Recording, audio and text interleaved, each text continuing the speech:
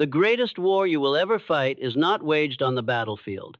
It is fought in silence behind your eyes, beneath your breath, and within the walls of your own mind. It is a war between the self you allow and the self you could become.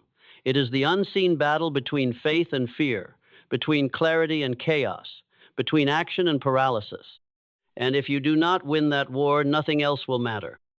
You may possess ambition, but without mental discipline, your ambition will turn into anxiety. You may hold a dream, but if your thoughts are ruled by doubt, that dream will rot in the prison of hesitation. You may even desire wealth or success or love, but if you cannot command the forces of your own thinking, all you will do is sabotage the very things you seek. Listen to me now. This is not a message for the faint of heart. This is a call to those who are ready to stop playing the victim of circumstance and begin building the internal architecture of unshakable success. This is not about fixing your mood. It is about reclaiming your throne as the sovereign of your own mind. You are not here to be a servant of emotion. You are here to be a master of intention. The weak man reacts, the strong man responds. The weak man seeks comfort, the strong man seeks control. The weak man complains, the strong man commands. And the question is not what life throws at you, but what you do with it. Because your power does not lie in your conditions, it lies in your conditioning. Let me show you what I mean. Thought is the seed of all achievement. Every building began as a vision. Every empire began as an idea. Every invention, every revolution, every transformation, all of them first occurred in the private chambers of a man's inner world. The mind is not simply a mirror of life, it is the mold of life. It is not a byproduct of your environment, it is the architect of your reality. But herein lies the danger. If you do not guard your thinking, your mind will be invaded. By what? By the parasites of negative thought, by doubt, worry, fear, jealousy, guilt, anger, and apathy. These are not mere feelings, they are mental viruses. And like any virus, they spread without permission. They replicate without warning. And if you do not contain them, they will turn your highest faculties into your deepest prisons. If you allow emotions to govern your actions, you forfeit your power. But if you command your thoughts, you command your future. Now listen to this universal law. You cannot hold a negative thought and a success thought in the same moment. One must dominate. Thought is singular in focus, exclusive in attention. That is the gift and the curse of consciousness. So the question is not, can I succeed? But can I master the mental patterns that allow success to flow? You can, and not in a year, not in a decade, but in 7 days. 7 days of disciplined application. 7 days of mental training. 7 days of replacing reaction with response, panic with principle, emotion with order. Let us begin now. Not tomorrow, not when you feel ready. Now. Because readiness is not a feeling. It is a decision. Day 1, the law of mental neutrality. Before you can master thought, you must first remove the poison of overreaction. Understand this clearly. Emotion is not intelligence. It is a signal, and like any signal, it can be distorted. Most people live in perpetual reaction. They are triggered by opinions, enslaved by headlines, manipulated by the weather, or ruined by what someone did 5 years ago. You must declare your independence. Today is the day you begin your emotional emancipation. That means detaching your identity from your feelings. Your emotions are temporary. Your decisions are eternal. And the man who can separate the two, he becomes dangerous. Mental neutrality is the art of observing your own thinking without being consumed by it. It is the ability to look at fear and say, you may be loud, but you are not in charge. It is the power to witness anxiety but not obey it, to hear the noise but act on reason. Let me make this practical. For the next 24 hours, you will practice the following habit. Whenever you feel a negative emotion, pause. Do not react, do not explain, do not justify. Simply pause and say these words, this is not me. This is a passing state. I am not what I feel, I am what I choose. Say it aloud if you must. Whisper it, write it, repeat it. Do this every time the wave of negativity arises. You are not suppressing the emotion, you are disarming it. And what you will discover is this: emotions are waves, they rise, they fall. But the one who stands on the shore, he is unshaken. And once you realize you are the shore, not the storm, your power begins. Day 2, the power of calmness. There is a reason the strongest men in history are never frantic. True power is always calm. Why? Because calmness is not weakness, it is command. The lion does not panic before it pounces. The general does not scream orders, he speaks with precision. The master of thought does not rush, he rules. Understand the physics of mind. Thought accelerates with emotion. The more emotional you are, the more chaotic your thinking becomes. And in chaos, you do not lead, you follow impulses. You become reactive, fragile, and irrational. This is the mind in bondage. But when you slow the mind, you reveal its structure, you uncover clarity, you regain authority. Calmness is the reset button of the brain. It is the gateway to accurate thought. Today's discipline is this: schedule 10 minutes of complete stillness, no phone, no music, no stimulation, sit in silence, breathe deeply. Not as a form of escape, but as a form of training. You are training your mind to stop chasing every thought that runs across it. You are practicing the art of still command. You will be uncomfortable, that is the point. Discomfort is not the enemy, it is the door. What you are doing is rewiring your nervous system. You are installing a new default setting, calm under pressure. And once this becomes your baseline, chaos loses its power over you. Day 3, the principle of thought first. Most people act first, then think later if they think at all. But understand this law. Your results are not determined by your actions alone. They are determined by the thinking that precedes your actions, thought first always. The principle is simple, yet rarely followed. Think to then act, not feel to then react. If you reverse this sequence, you sabotage everything. Today, you will install a new mental habit. Before every action, pause for 2 seconds and ask, what is the intention behind this? Every email you send, every word you speak, every decision you make, pause and think. You will discover that 90% of your negative experiences come not from others, but from your failure to think first. Thought precedes mastery, and mastery begins with intention. Day 4, the discipline of self-suggestion. Autosuggestion is the act of directing your mind not passively, but forcefully. Every day you are already practicing autosuggestion. The question is, are you doing it on purpose, or are you letting the world suggest your reality to you? The mind accepts repetition as truth. It does not question consistency. It obeys it. So if you consistently tell yourself, I can't focus, I'm overwhelmed, I always fail, your subconscious will believe you, and it will make sure your behavior follows that belief. This is not mysticism. It is mental mechanics. So today, you must begin a new program of suggestion. Write down one sentence that reflects the man or woman you intend to become. Example, I remain calm and in control under all conditions. Now say it aloud, 10 times in the morning, 10 times at night with emotion and belief. You are reprogramming your internal software. You are replacing reactive identity with deliberate identity. What you repeat with conviction becomes your character. Day 5, the science of substitution. The mind cannot hold a vacuum. If you try to remove negative thinking without replacing it, you will relapse. The mind demands a focus. So you must practice the law of substitution. For every negative thought, insert a greater thought. Worried about failure? Replace it with, every failure is the feedback I need for mastery. Feeling rejected? Replace it with, rejection refines my direction. Overwhelmed? Replace it with, I do not need more time. I need more focus. You must make this substitution automatic. How? By preparation. Write down your top 5 most common negative thoughts. Then, beside each one, write a replacement. Carry this with you, memorize it, drill it, make it instinct. Because success is not the absence of thought, it is the presence of the right thoughts. And now that you have these 5 weapons, these 5 ways, you are no longer helpless. You are no longer enslaved by what others say, by what your past did, or by what your feelings suggest.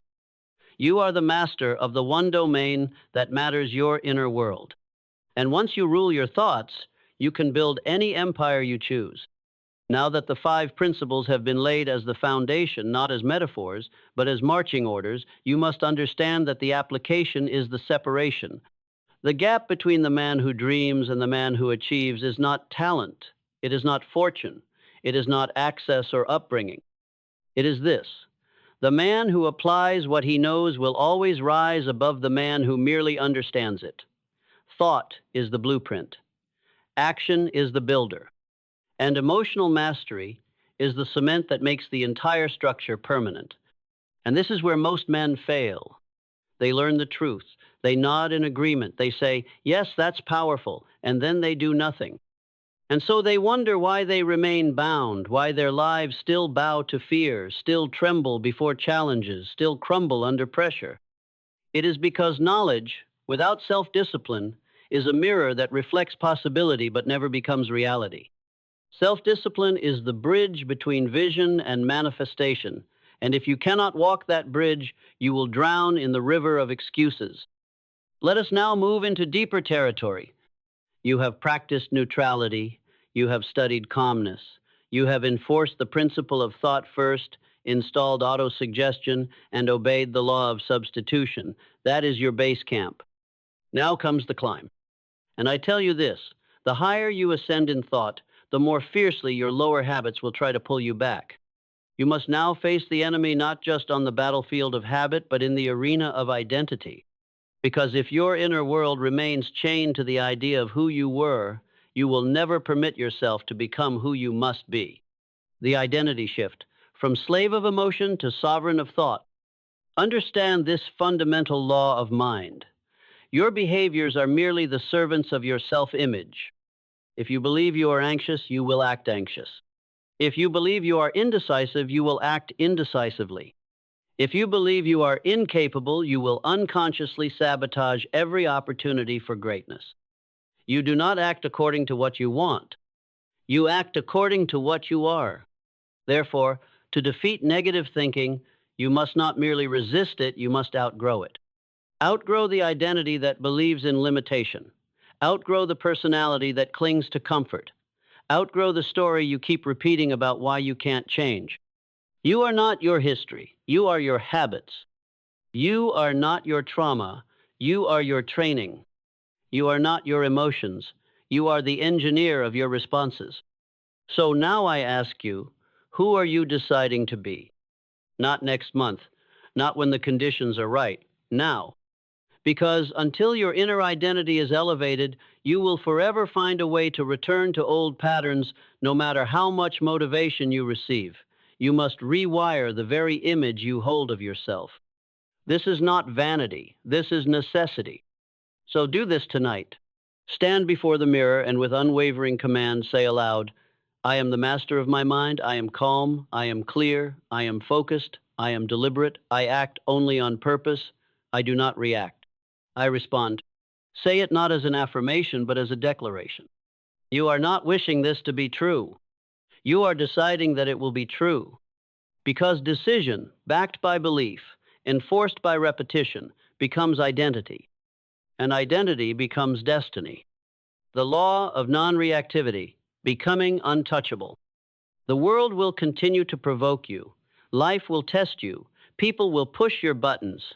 But when you no longer have buttons, you cannot be pushed. When a man insults you, you smile. When the market crashes, you strategize. When your plans fall apart, you adapt. This is not detachment out of apathy. It is detachment out of authority. You refuse to hand your inner peace over to outer chaos. Because you are no longer a puppet of mood. You are now the master of meaning. Every event in your life is neutral until you assign it power. Most people assign it panic, self-pity, or complaint. You assign it strength, awareness, and redirection. Why? Because you have trained your mind to ask one question in every situation. What is within my control? That question is your sword. And with it, you cut through confusion, victimhood, and overwhelm. If you only did that for 7 days, your life would never be the same. The discipline of focus, directing the inner beam. The mind is like light, scattered, it illuminates nothing. Focused, it cuts through steel. Most people fail not because they lack time, but because they waste attention. They permit distractions to steal their energy. They believe the myth of multitasking. They jump from one dopamine hit to the next and then wonder why their soul feels empty. The man who masters his mind masters his focus. And the man who masters focus, he creates momentum, clarity, wealth, and freedom. How do you master focus? You give it targets. Without a target, the mind wanders. But when you direct it with purpose, it becomes a weapon of extraordinary precision. So every morning, write down the 3 most important actions that move your life forward. Not busy work, not replies, movement. Then eliminate all distractions and do them. Do them regardless of how you feel. Do them especially when you don't feel like it. Why? Because your feelings are not the compass of your destiny, your standards are. Focus is not a matter of talent. It is a matter of ritual. The final trial, replacing noise with vision. Most people live in reaction to the world, but the great ones live in response to a vision. A clear vision repels distraction. It destroys confusion. It eliminates drama. Why? Because when you are consumed by a mission, there is no room for petty emotion. You have no time for gossip. You have no energy for resentment. You have no interest in seeking approval. You are building something. And builders don't argue with the wind. They adjust their sails and keep building. What is your vision? If you cannot answer that in one sentence, you do not have one. And until you have one, your mind will always default to chaos. You must sit alone with a pen and a blank page and write, "What must I become to live the life I am destined for?" Write without filter. Let the truth bleed out. You will be afraid good. That fear is the old self dying. Then write, "What am I willing to let go of to become that version of me?" Let go of the noise, let go of the opinions, let go of the emotional crutches that keep you weak. This is your rebirth. This is your internal revolution. Because when you replace the noise with vision, you become unshakable. You begin to see every setback as training. You begin to welcome pressure as preparation. You begin to embrace solitude as a sanctuary of thought.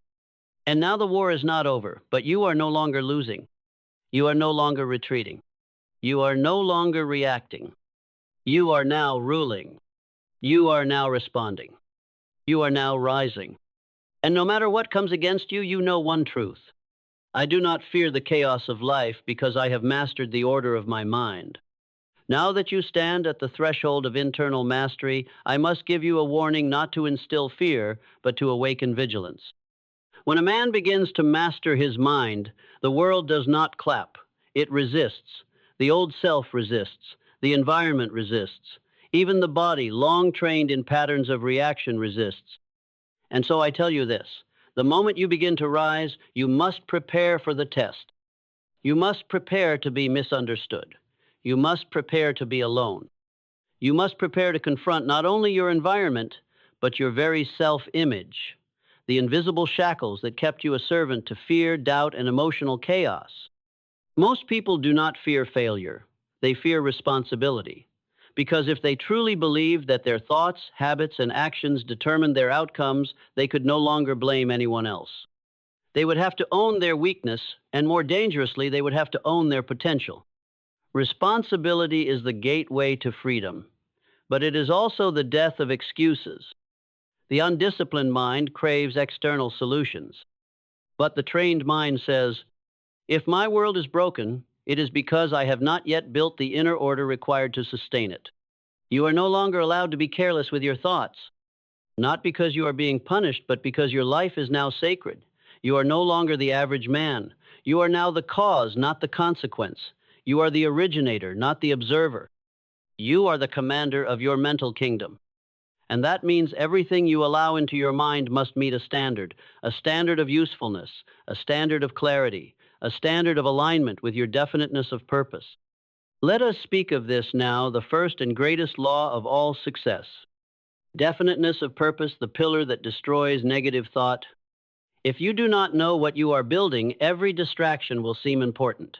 If you do not know what you are becoming, every opinion will influence you. If you do not know your purpose, your emotions will run your life. Definiteness of purpose is the mental anchor. It is the compass in the storm. It is the reason you rise when others quit and the reason you remain stable when others break. When your mind is not anchored to a definite purpose, it floats, and drifting is the breeding ground of negativity. The negative thought does not need proof, it needs permission. And if your purpose is vague, you unconsciously permit doubt, fear, procrastination, and impulse to occupy your mind. But when you are definite, your mind becomes a fortress. Doubt knocks and gets no answer. Fear whispers and is ignored. Distraction tempts and is dismissed. Write this down now. I do not think aimlessly. I think on purpose. My thoughts are architects of action. My action is born from purpose, and my purpose is my unbreakable center. This is not poetry. This is power. And I challenge you right now to define in a single sentence your central mission. Not someday, not when the business grows, not when the pain subsides. Now, because the man without purpose is a leaf in the wind, but the man with purpose is a storm. Mental discipline is a daily war, and you must win it in the morning. If you do not command your mind in the first hour of the day, it will command you for the rest of it. The first hour is sacred. It is where identity is forged. It is where decisions are made. It is where the tone is set. Let me be direct. If you wake up and check your phone before checking in with your mission, you are already off course. You have handed over the wheel to randomness, comparison, and opinion. You must not begin your day by consuming, but by creating. Creating stillness, creating focus, creating clarity. That is how warriors prepare for battle. And if you are serious about defeating negative thinking, you must treat each morning as if it were a battlefield, because it is. And the enemy is not outside. It is in the form of distraction, laziness, and inherited programming. So create a ritual. You rise before the world demands you. You sit in silence before emotion can stir you. You write down your mission before the noise can drown it. You review your identity before the world tries to define it. And then only then do you engage with the world. Because by then, you are no longer reactive. You are ready. The emotionless executor, power without panic. If you seek to be successful not once, not briefly, but repeatedly, sustainably, at the highest level, you must become the emotionless executor. This does not mean you are cold. It means you are clear. You act based on values, not moods. You act on decisions, not doubts. You act on schedule, not circumstance. Because your mood is not your master, your mission is. Do not wait to feel like it. Feelings are weather. Your standards are climate. You show up whether it rains or shines. You execute whether you are praised or ignored. You deliver whether you are inspired or empty. Why? Because greatness is built in the moments no one sees. And if you only act when you feel motivated, then motivation owns you. You do not own yourself. Discipline is doing what you said you'd do long after the mood you set it in has disappeared. So ask yourself today, what is the one thing I must do that would move me forward that, if repeated every day, would change my life? Now do it. And do it again tomorrow. And the next day, not because it feels good, but because it's who you are. Emotion is a tool, not a leader. You must never mistake intensity for intelligence. Anger, jealousy, guilt, shame, they feel strong. But that does not make them wise. Emotion is information. It can signal misalignment, highlight values, expose wounds, but it must never dictate direction. Emotion is the storm, principle is the ship.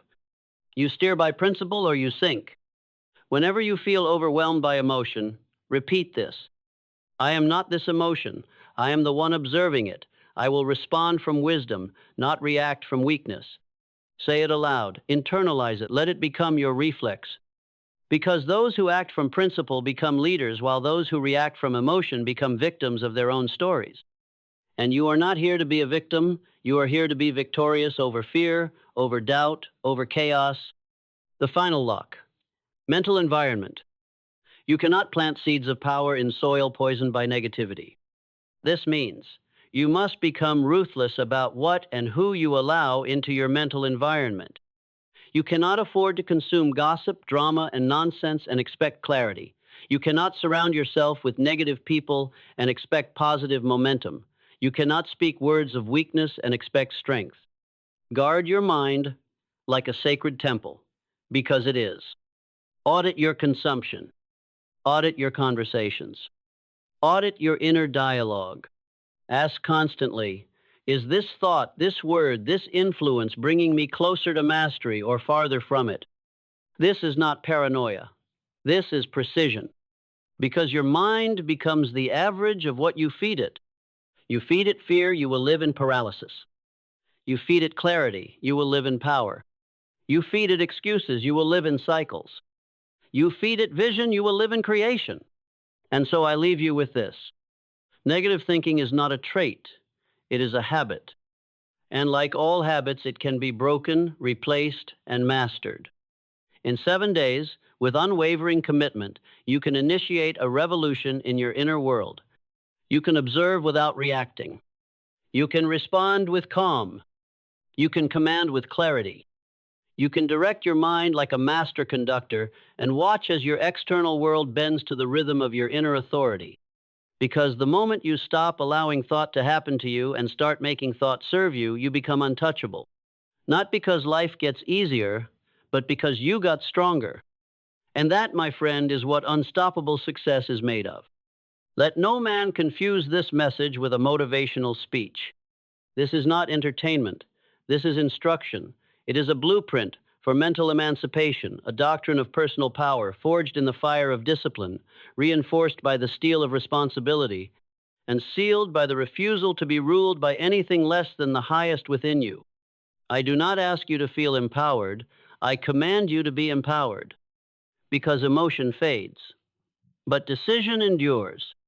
Decision, dear listener, is the axis upon which your entire life will turn, and the most critical decision you will ever make is this: I will no longer tolerate disordered thinking. Just as a great builder would never lay bricks without clearing the land, you must now clear your inner terrain of every psychological weed that has grown wild in the gardens of your attention. You must exterminate self-pity. You must uproot chronic worry. You must demolish the inner voices that whisper, you can't. Because until you do, no vision, no plan, no tactic will take root. Let us now move into higher altitude where few dare go. Mental sovereignty is not a gift, it is earned. Understand this: you were not born mentally free. You were born dependent, conditioned, programmed. From childhood, you were given thoughts, not chosen them. You were told what to believe, how to react, what success means, what failure means, what is possible for people like you. And unless you have consciously disassembled these scripts, they are still operating. Right now, this very moment, beneath your goals, beneath your motivation, beneath your ambition, they are the unseen strings. And until you cut them with the sword of self-awareness, you are not acting from freedom, but from inherited limitation. So I say again, mental sovereignty is not a gift. It is earned through the daily work of confronting your programming, examining your beliefs, and rebuilding your inner foundation from truth, not tradition. You must become the architect of your own mind. And you do that with the 3 disciplines: radical self-honesty, deliberate inner language, uncompromising alignment with principle. Let's examine each. Radical self-honesty, the cure for mental delusion. The first discipline is not glamorous. It is not motivational. It is brutal. You must look in the mirror and say, the reason I have not achieved what I desire is because I have allowed negative thinking to occupy space in my mind rent-free. No blaming the economy. No blaming your childhood. No blaming the betrayal, the trauma, the circumstances. You must stare into the abyss of your excuses and say, no more. Because until you do, you will remain the puppet of unconscious stories. Honesty, though painful, is freedom. It is the beginning of order. And most men never reach greatness because they are too weak to confront themselves. They lie about their habits, they soften their truths, they protect their self-image instead of their self-mastery. But you are not most men. You are here because you are ready to wage war against every illusion that has kept your power asleep. You are here to face what others flee from, your own potential. Deliberate inner language. Thought becomes word, word becomes law. Do you know what your greatest enemy is? It is not failure. It is not the opinion of others. It is not even fear. It is the unguarded sentence. Every time you say, I can't, you are practicing weakness. Every time you say, this always happens to me, you are programming failure. Every time you say, I don't know how, you are rehearsing incompetence. Words are not sounds, they are seeds. And your mind is the soil. What you plant, you grow. And the man who repeats limitation becomes the embodiment of it. So you must audit every sentence that comes out of your mouth. And if it is not in alignment with the man you are becoming, you do not say it. You rephrase it, you recode it. I can't becomes, I haven't yet mastered this. I'm tired becomes, I'm recharging for another move. I don't know becomes, I will figure it out. You are not lying, you are leading. Because words spoken with emotion become self-fulfilling prophecy. And your future is always following the trail of your vocabulary. Uncompromising alignment with principle, character over comfort. Now hear this and let it etch itself into your bones. You do not become powerful by doing what feels good. You become powerful by doing what is right. Right, not according to emotion. Right, not according to culture. Right, not according to the crowd. But right according to principle. Principle is eternal. Principle is law. Principle does not bend to your feelings.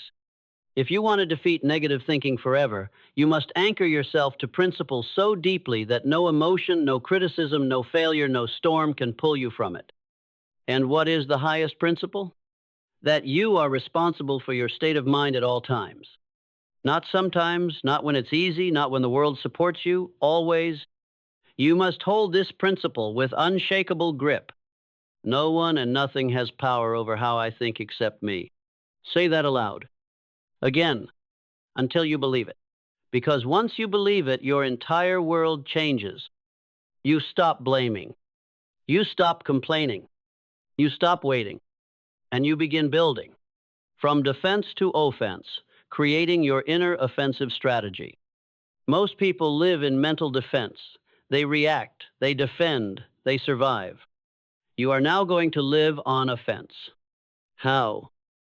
You choose in advance how you will think. You do not wait for fear, you prepare for it. You do not wait for overwhelm, you preempt it. You do not wait for chaos, you train for it. This is what I call mental conditioning. Just as the athlete trains for the game, you must train your thoughts before the crisis.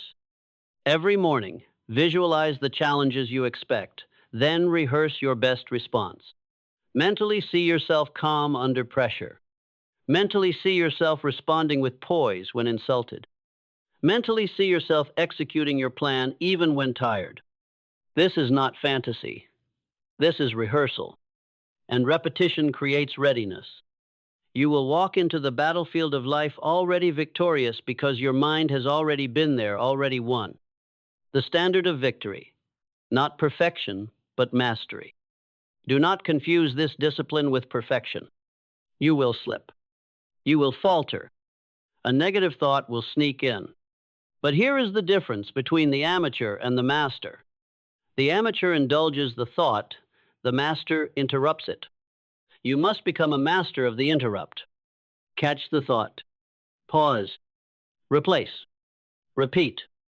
Like a warrior practicing his sword draw, you will get faster, sharper, more precise. And eventually the negative thought no longer finds a home in your mind. It shows up and leaves, uninvited, because you've raised your standards, because you've trained your reflexes, because you are no longer a victim of thought, you are the author of it. And that is when the world begins to respond to you differently. People feel your clarity. Opportunities align with your decisiveness. Life stops testing you because you have passed the exam. You have become a man who commands his mind.